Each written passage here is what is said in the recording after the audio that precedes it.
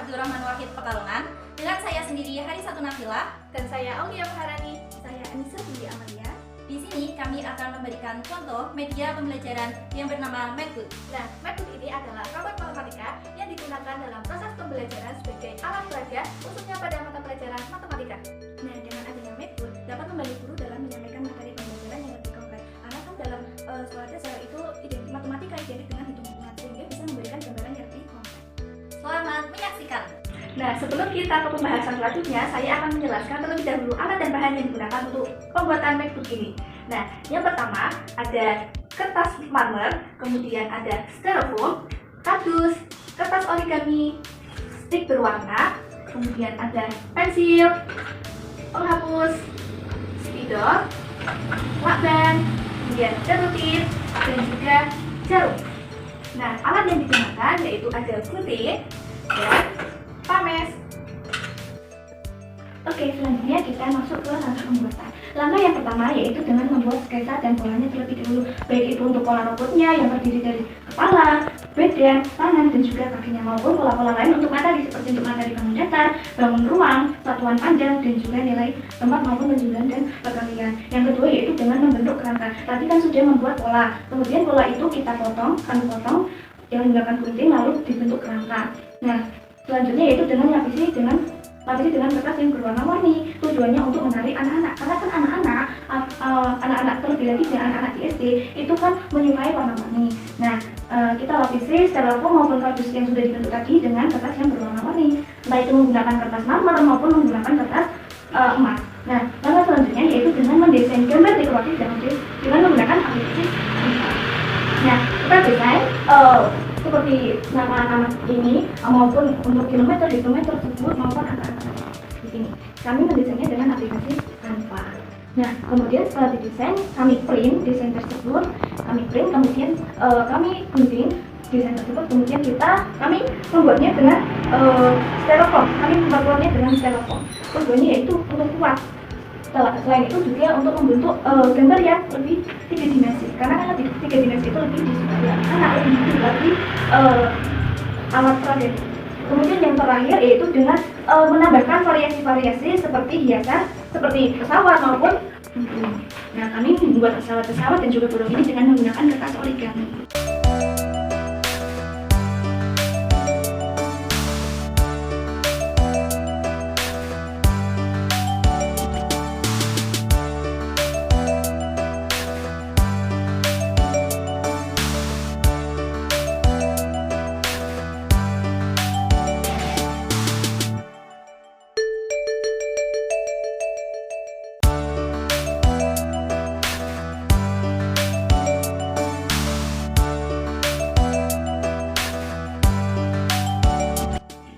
Di bagian kepala dari robot ini ada media kincir angin sebagai materi penjumlahan dan juga perkalian. Nah, cara bermainnya yaitu dengan memutar balik-balik kincir angin ini sampai dia berhenti.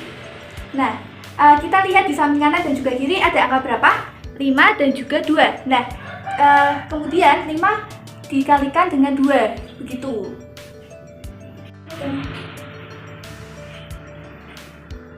Nah, begitu juga yang penjumlahan, kita putar balik-baliknya sampai dia berhenti. Nah, di sebelah kanan ada angka 3 dan juga di sebelah kiri ada angka 5. Kemudian 3 dijumlahkan dengan 5, begitu.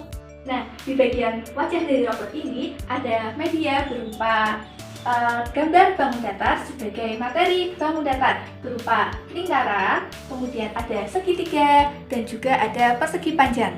Selanjutnya kita masuk ke alat peraga bangun ruang di dalam robot. Nah, alat peraga bangun ruang ini bisa membantu untuk memberikan bangun ruang secara lebih sederhana. Selanjutnya kita masuk ke cara penggunaannya. Nah, untuk cara penggunaannya sendiri, pastikan bahwa jaring-jaring dari bangun ruang ini sudah terbuka sepenuhnya. Kemudian kita tarik dengan menggunakan pengaitnya.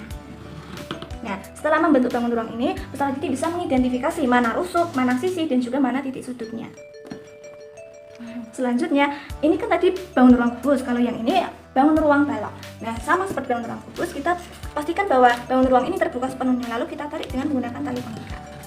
Kemudian kita bisa identifikasi mana rusuk, sisi, dan juga titik sudut. Selanjutnya ada satuan panjang. Satuan panjang sendiri dapat membantu peserta didik untuk mengkonversi satuan panjang tersebut. Nah, di sini satuan panjangnya ada kilometer, hektometer, iya iya oh, dekameter, desimeter, iya iya oh, sentimeter, milimeter, iya iya oh. Nah, untuk panah sendiri, kalau panah ke atas itu dibagi 10, kalau panah ke bawah itu dikali dengan 10. Nah, kita bisa memberikan contoh dengan menggunakan angka-angka di sini. Misalnya kita akan mengkonversi meter ke dalam sentimeter. Kita bisa menggunakan alat ini dengan menusukkan di styrofoam, tepatnya di bagian bawahnya dari satuan panjang tersebut. Selanjutnya kita punya materi berupa nilai tempat. Nah, nilai tempat di sini itu dapat menunjukkan nilai ratusan, nilai puluhan, dan nilai satuan. Di sini menunjukkan angka yang menunjukkan ratusan. Kemudian di sini menunjukkan angka puluhan. Lalu yang terakhir yaitu angka satuan. Nah, sebagai seorang guru, kita bisa menggerakkan anak panah ini. Misalkan kita menggerakkan ke 700. Lalu anak panahnya ini ke 30, menunjukkan 30, lalu yang terakhir satuannya yaitu 4. Nah, lalu cara bacanya yaitu ini 734. Lalu kita bisa menulis 734. Nah, seperti ini. Atau bisa juga digunakan seperti ini. Misalkan kita menyuruh untuk peserta didik untuk maju, lalu kita menuliskan angka terlebih dahulu, yaitu berupa angka ratusan, puluhan, dan satuan. Misalkan 561.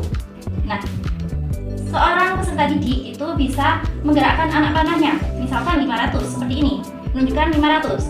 Lalu 60 di sini. Ini menunjukkan 60 dan satuannya yaitu 1. Kita tinggal menggeser anak panahnya, yaitu 1. Jadi bacanya yaitu 561. Nah, selain kita menyediakan beberapa materi, kita juga ada berupa evaluasi. Nah, evaluasi di sini digunakan untuk peserta didik agar bisa mengulang materi yang telah diajarkan oleh seorang guru. Nah, misalkan peserta didik itu disuruh untuk maju, lalu peserta didik itu bisa memilih warna apa yang akan ditunjuk.